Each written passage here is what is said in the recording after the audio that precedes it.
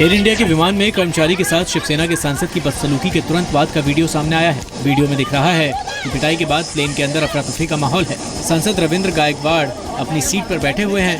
वहां एक महिला आती है जो सांसद को जमकर डांटती है। मारपीट के इस मामले को लेकर शिवसेना अध्यक्ष उद्धव ठाकरे ने रविंद्र गायकवाड़ से सफाई मांगी है। अपने कर्मचारी की पिटाई को लेकर एयर इंडिया ने सख्त रुख अपनाया है। एयर इंडिया ने सांसद रविंद्र गायकवाड़ के खिलाफ 2 शिकायत दर्ज कराई है। एक शिकायत में सांसद पर कर्मचारी की पिटाई का आरोप है, जबकि दूसरे में जबरदस्ती विमान को 40 मिनट तक रोकने का जिक्र है। एयर इंडिया ऐसी लिस्ट बनाने की भी तैयारी कर रहा है जिसमें बदतमीज लोगों को फ्लाइट में सवार होने से रोका जा सके। लंदन में संसद के बाहर हमला करने वाले आतंकी की पहचान खालिद मसूद के रूप में हुई है।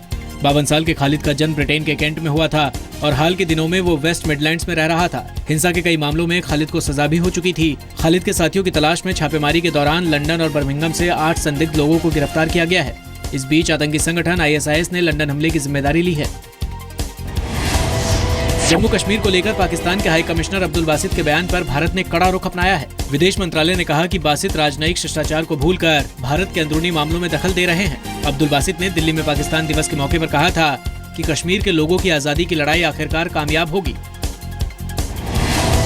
भारत ने कहा है कि पाकिस्तान के कब्जे वाले कश्मीर, गिलगित और बाल्टिस्तान को पाकिस्तान के कब्जे से आजाद कराया जाएगा। PMO में राज्य मंत्री जितेंद्र सिंह के मुताबिक ये इलाके भारत में शामिल होंगे।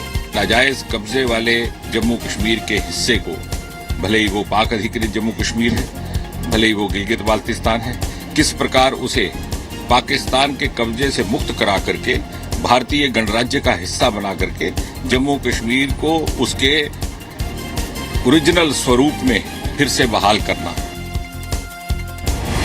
प्रधानमंत्री नरेंद्र मोदी ने यूपी से बीजेपी के सांसदों को नसीहत दी है कि वो अधिकारियों की ट्रांसफर पोस्टिंग के लिए योगी सरकार पर दबाव न बनाए। पार्टी अध्यक्ष अमित शाह, गृह मंत्री राजनाथ सिंह और वरिष्ठ नेता मुरली मनोहर जोशी की मौजूदगी में PM ने यूपी के सांसदों से ये भी कहा कि वो राज्य की पुलिस को आजाद होकर काम करने दें।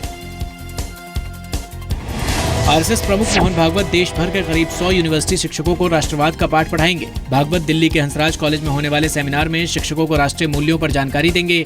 ये सेमिनार 25 मार्च और 26 मार्च को होगा, जिसका आयोजन खुद संघ कर रहा है। भागवत शिक्षकों को ये बताने की कोशिश करेंगे कि वो कैसे अंग्रेजों के जमाने का पढ़ने पढ़ाने का तरीका छोड़कर राष्ट्रवादी भावना से शिक्षा दें। देश में नेशनल हाईवे के नेटवर्क में बढ़ोतरी के लिए सरकार ने बड़ा फैसला लिया है।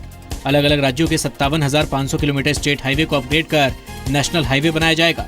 लोकसभा में सड़क परिवहन और हाईवे मंत्रालय की तरफ से ये जानकारी दी गई। फिलहाल देश में 1,13,000 किलोमीटर नेशनल हाईवे है।